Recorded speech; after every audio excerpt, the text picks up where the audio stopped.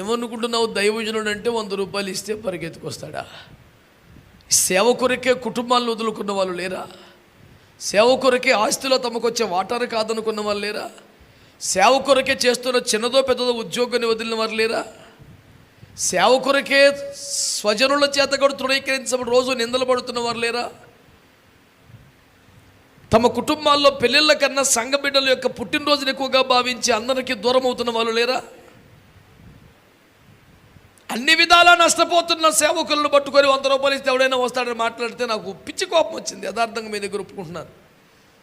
సేవకుడు కదా, నీ కోపం రాకూడదు కంటే సేవకుడిని అయినందుకే వచ్చింది కోపం నాకు.